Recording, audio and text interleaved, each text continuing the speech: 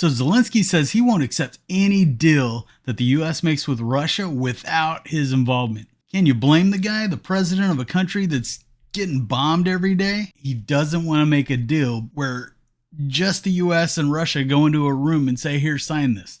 I wouldn't do that either. We already know that Trump's looking to get his rare earth materials, but then look at this. We go ahead and do it anyways.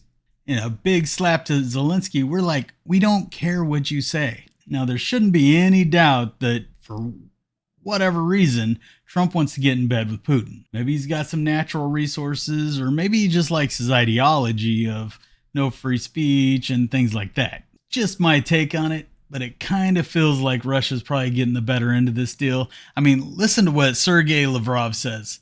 We weren't just listening to each other, but we heard each other. Of course you did. Meanwhile, we send these two nitwits out to berate our European allies? I mean, they're supposed to be friends, long-term friends, allies. We've literally created the greatest military alliance in the history of the planet, or in that case, the universe. It's not very well received. I can't believe how we're treating those guys. And just listen to this one, because this is absolutely pure insanity. Ultimately, the Russian side will be indispensable to this effort.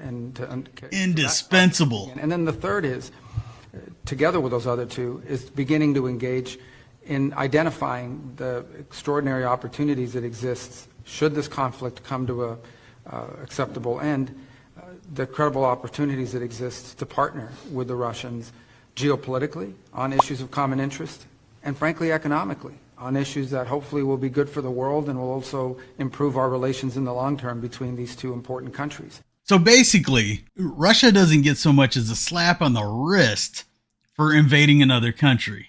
My guess is the important relations would be, yeah, let's help Russia take Ukraine, and then maybe Russia can help us, take Canada. I don't know. I mean, Trump wants them to be our 51st state. Now, hopefully none of that happens.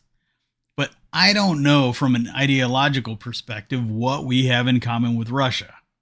Now, sure, from an economic standpoint, I'm sure they've got tons of oil and they've got a ton of land out there and a ton of unused land. So maybe drilling and grabbing rare earth materials and stuff like that, I don't know. But it just seems suspect. Now, if I haven't said it before, I'd gladly trade these two for this one dude. And it's getting close to be a third in there. Zelensky, we need you, buddy.